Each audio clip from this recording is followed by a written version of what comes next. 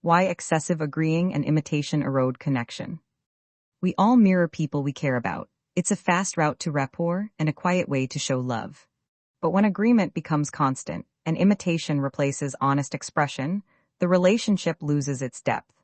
Authentic attraction relies on contrast as much as harmony. Individuality signals value, trustworthiness, and emotional safety.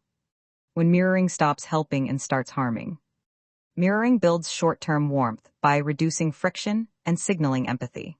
Overused, it looks performative. The imitator appears anxious, conflict-avoidant, or insincere, and the partner starts to wonder whether they're seen or being placated. Imitating an ex or repeating old patterns that a partner left behind can trigger comparisons and reopen the very reasons they moved on. What began as closeness then hardens into distance. The psychological mechanisms behind the drift. Rapport versus role loss. Mirroring fosters connection, but persistent sameness erodes the sense of a separate self and reduces the relationship to a scripted dance. Ambiguity of intent. Constant agreement creates uncertainty. Is this genuine alignment, people-pleasing, or manipulation?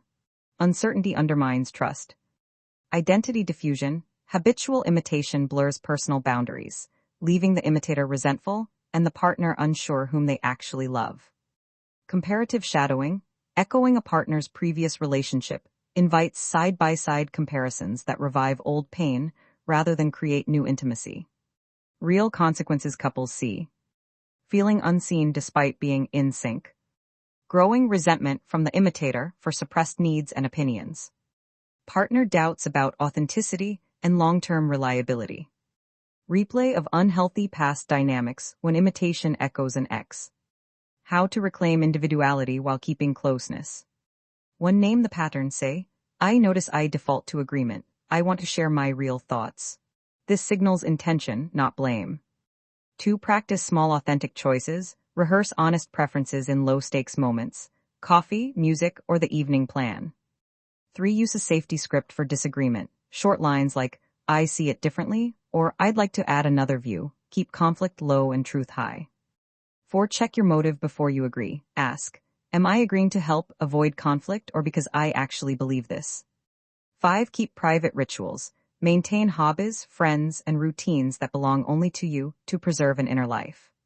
6. Swap mimicry for curiosity instead of copying. Ask, what does that mean to you? And respond from your own feeling. 7. Seek deeper help if needed.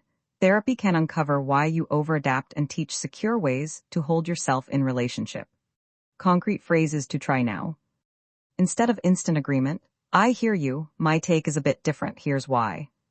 When copying an ex's manner made you uneasy, I want to be myself here, even if it looks different from your past. If you fear rocking the boat, I value your view and want to offer mine too. Closing thought. Similarity comforts, individuality confirms worth. A loving partnership is not two mirrors but two people who reflect, challenge, and expand one another. Speaking your truth and keeping small, steady boundaries doesn't push your partner away, it gives them a real person to love.